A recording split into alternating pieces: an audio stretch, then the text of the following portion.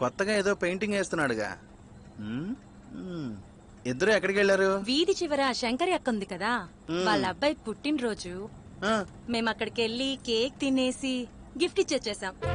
ఏంటి బర్త్డే పార్టీయా? అయితే వెళ్ళొచ్చారా? అవునా?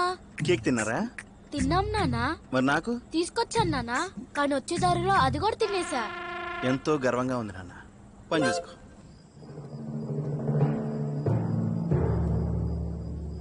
ఏయ్, నీకెన్నిసార్లు చెప్పానే నేను బర్త్డే పార్టీలకి వెళ్ళొద్దు, వాళ్ళు మనకి ఏదైనా ఇస్తే మనం కూడా తిరిగి వాళ్ళకి ఇవ్వాలని చెప్పాను కదా. ఇదిగో ఏం తెలియకుండా మాట్లాడుకో.